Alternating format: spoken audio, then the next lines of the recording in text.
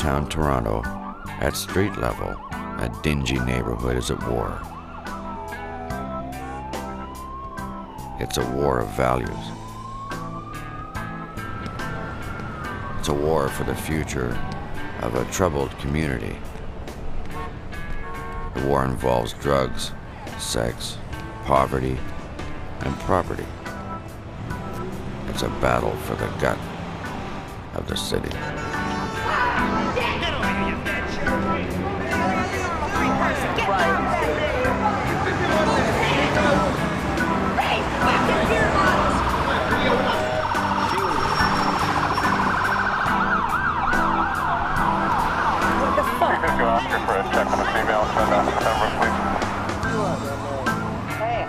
Do you get driven nuts by the noise and finding condoms and needles and the screaming, the yelling?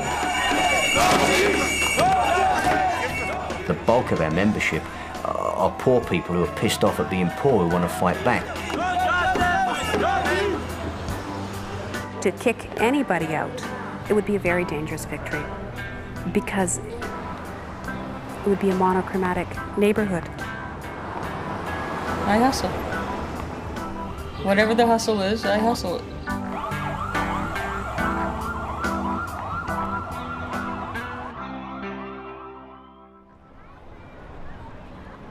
In other cities, it's Skid Row, the Main, the Bowery. Downtown, southeast, the Four Corners where Dundas crosses Sherbourne. Here there may be quiet from time to time, but never peace. In the archaeology of Toronto, some buildings recall more gracious days.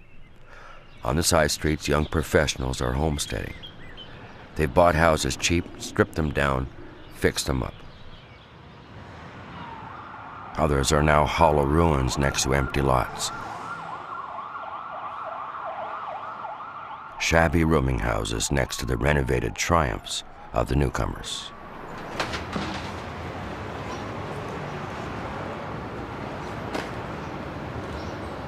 Six years ago, Renee Auer sank her life savings into a house near the Four Corners. She runs a place she calls Catnaps. Well, Catnaps is a bed and breakfast and tourist home. And basically, it's cheap accommodations. Clean, but cheap. She soon found her guests couldn't get to the front door without being hustled.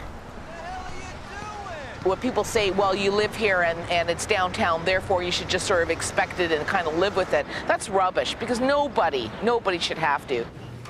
Let's quickly go through the hot spots. Renee Auer found an ally in the Toronto East Downtown Residents Association, TEDRA.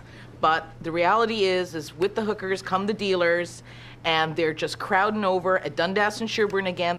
Every month, TEDRA meets with police and local politicians. 60 are not sleeping. Some of them have been forced to throw buckets of water out their window. Can't imagine who gave them that idea, of course. And, you know... Housing for the needy, not for the greedy. The Ontario Coalition Against Poverty targets residents' associations. OCAP leader John Clark sees them as the enemy. Their initial goal is to get the homeless and the destitute out of this neighbourhood and the services that those people have to turn to out of the neighbourhood. We're dealing with a situation where a group of yuppie colonists have moved into this neighbourhood and partly gentrified it, and they want to see the process completed. OCAP's office is directly across the street from Renee Auer's Catnaps. I said, are there any of the Stern posters? And you said there's one on the desk. It's a mixture of radicals, shelter workers, and homeless people. Thanks for your help. Posters are all in my house. Kelly is going to bring one. Good stuff. Sledgehammer, that's No, there should be a Another one or two here. We need one person to make up a few signs. Then. two together then? Two and two like that. Oh, okay. Why are you putting them together? Well, because otherwise you're holding up something that says affordable housing on one side and no work fair on the other, and it looks like we do this all the time. They might, for public relations purposes, talk about caring mixed neighbourhoods or some similar crap, but the truth is that they are in a battle and they have their battle plan and they're putting it into effect. Well, so are we. Down the street from Old Cap and Renee Hour, the Anglican Church shelters street people.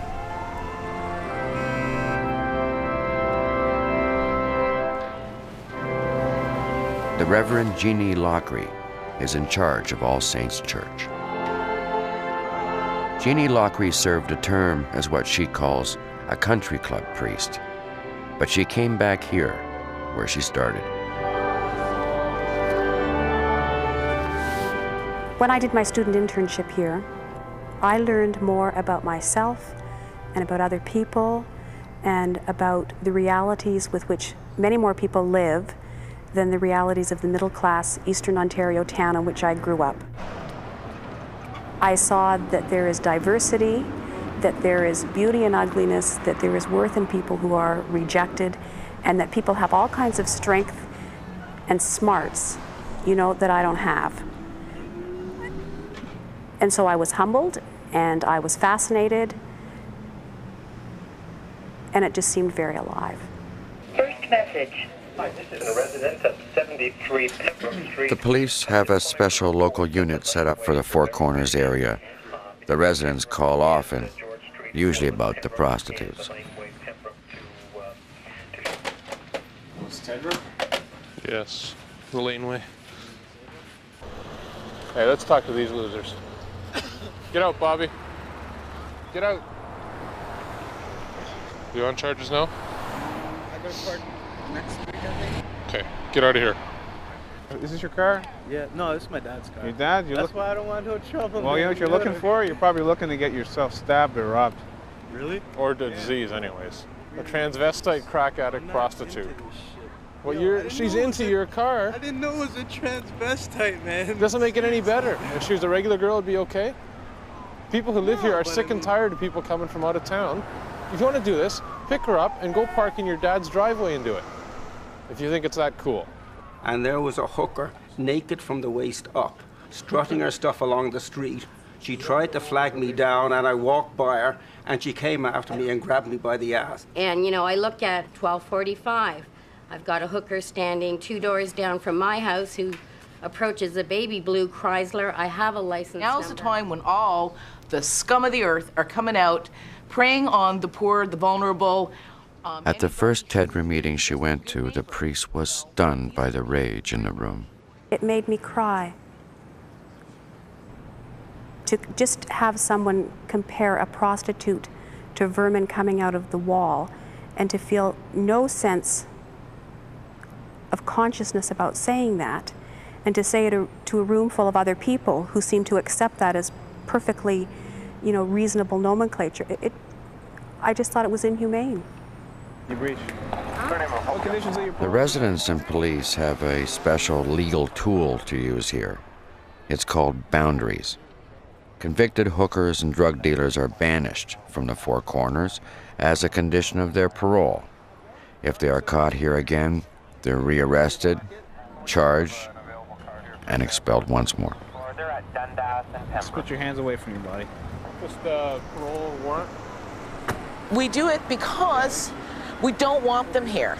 There's one hooker who always shows up here, Brandy, and I mean, this is basically her area, you know, whereas Angel's another one and she likes it further down there. A few doors down from Renee's place, Angel's hiding out.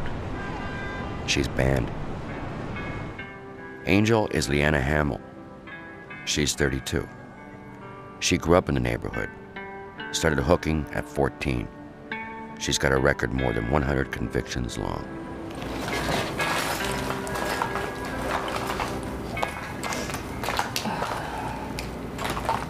Do I have enough condoms? In the last year and a half, 4 local hookers have been murdered. My shield and my sword. Angel's accessories include 1 X-Acto knife and a Bible. Hey, you want to do a talk before you go to work? Yeah, please. So it looks like good stuff anyways. I don't like that shitty stuff. Feels like your heart's gonna pop in your chest. Angel and her boyfriend Rob are addicted to crack cocaine. $30 toke. Cheers. She hooks, he steals, whatever it takes. One $40 trick buys a 10-minute buzz. So anyway, I start at 40 and I go up. Well, I definitely can't afford it. Okay. You want me to go right now smoke some stone? You got stone? No, I ain't got shit. You got What? money? No, I ain't got shit. I got money. $4. You got some money. Okay, why don't we go down to Goodies? Whatever, sure. Corner of Sherburne and Levis? Yep. Okay, let's go. You walk on the outside. What am I better? You know I got a double G chest, eh? What am I? What am I great talent? Oh.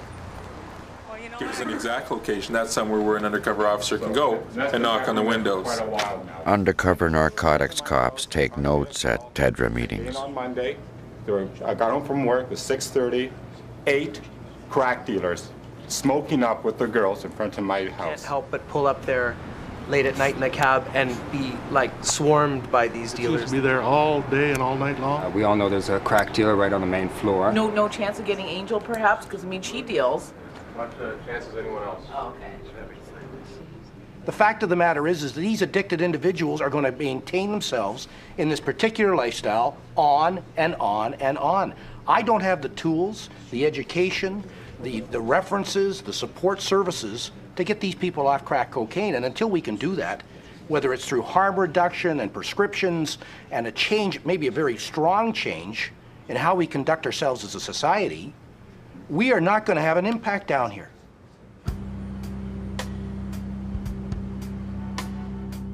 Rob and Angel have been holed up for 3 days, smoking crack in apartment 519. I'm having a lot of fucking problems right now, emotionally and other. I got pissed off and because he was saying hurt, because I was really mad at him. Really mad enough to just walk, because I just can't watch him fucking, I just can't watch him. Just grab the fucking blade and smash. 1, 2, 3, 4, 5, 6. And I broke my hand again. Not broke it, whatever. Bruised it. Oh. I'm at my wit's end right now. I just feel fucking lost. Getting into the smoke too much now. All day, all night, all day, all night. It's getting to be too much. I just want to get out of here, because we're not going to make it here.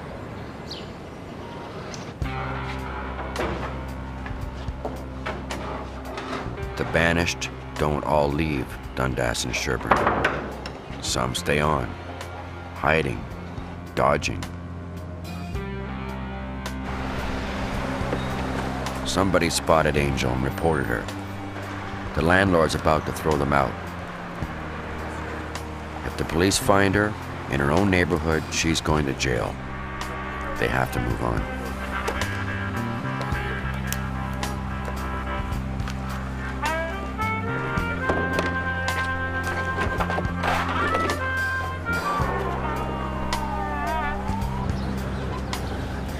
Renee Auer doesn't care much where they go, as long as they go. Grayson.